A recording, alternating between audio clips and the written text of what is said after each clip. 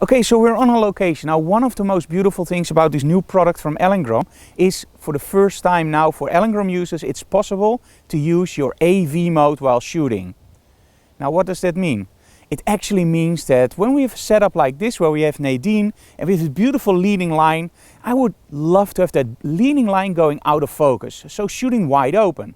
Now, if I shoot on AV mode, it actually means I lock my aperture on 2.8 and the shutter speed is calculated by the camera. So let's take a picture with just the natural light. Yeah, that's nice, but it's a little bit dark, I think. So let's try again. It's pretty nice, but I like some strobes in there. Now, normally when you use studio strobes, you have this problem. And that's the 125th rule, right? You have to shoot on 125th, otherwise, well, you have these black bars on top of the frame and it just doesn't look right. And that's because of the X-Sync. Now, the new Elinchrom product can actually break that X-Sync. So let's turn on the skyport. There we go. And now we have a Quadra ELB setup. So this is a new head from Elinchrom and it will actually make it possible to break that 125th. The fun part is I don't have to think about it anymore. I'm just shooting on AV mode. Nadine, can you look a little bit towards the light? Very nice. And I'm now using exactly the same settings as before. So the camera is calculating my shutter speed. It's actually now around 1/800th of a second. My strobe is firing. And I get this beautiful fill-in flash look.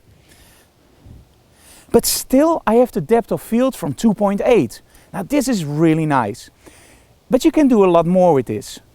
Now, as you are used from the skyport system, you can of course remotely control your strobes.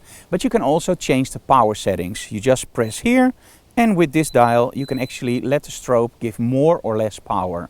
But you can do a lot more. You can dive into the settings for the ODS, which actually triggers the strobes differently. So if you have like a little bit of light loss, you can compensate it. You have to do that for your camera.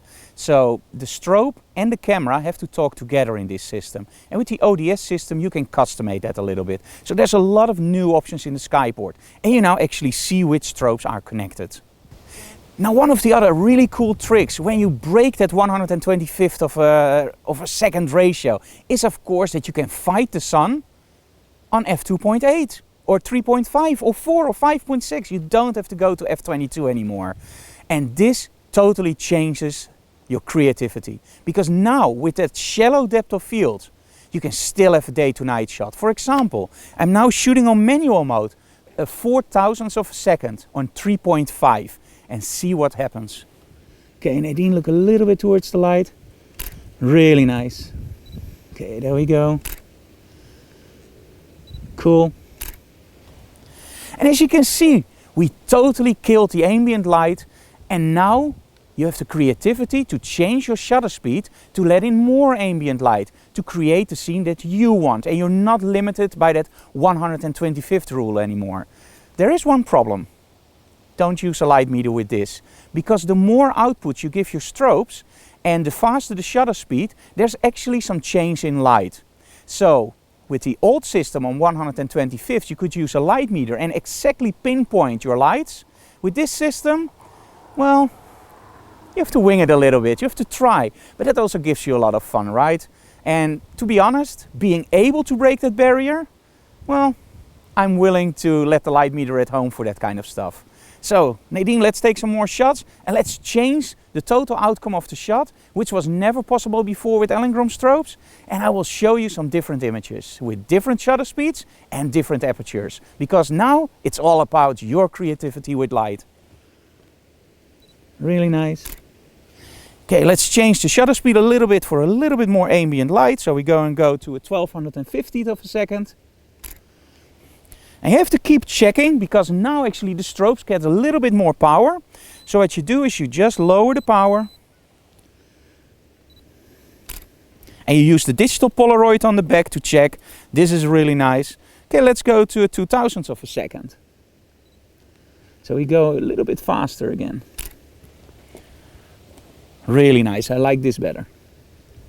That's cool. That's really nice. And now I want that real shallow depth of field in a portrait. So I'm going to go really close to my model. Awesome. Okay, look a little bit more towards the light. That's really nice.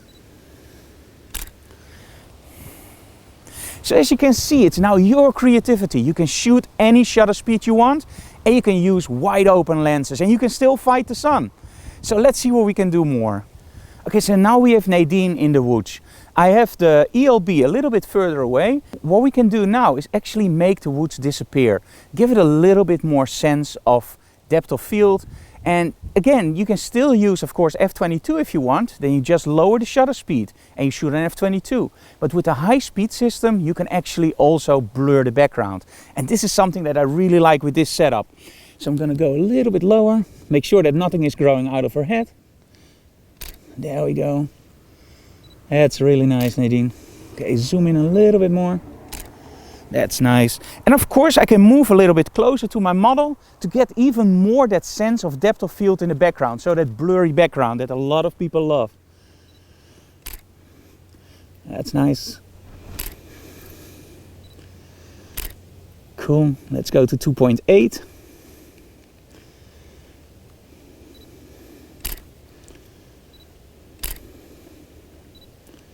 And as you can see, the system recycles really fast. So this is awesome to work with, especially when you do fashion on location. That's nice, Nadine. Awesome. So one of the other really frustrating things on location was always that black trail behind your model. You had a model jumping and that was frozen in the air because of the high speed of the flash, of course. And then you get that black trail behind your model. And there was only one solution: shoot at night or shoot in the studio. So now we're gonna let Nadine just turn around very quickly, and I'm gonna take the shot on, let's see, a 5,000th of a second, 4.5 ISO 400. And you will see that now the strobe freezes everything in my model without those annoying black trails. So Nadine, are you ready? 1, 2, go! Nice! So now you can see that everything's frozen and in focus. So this is one of the other cool things that you can now do during the daytime. Shoot your sporters, skateboarders, free runners, whatever you want on a 5,000th of a second. This is insane, this is cool.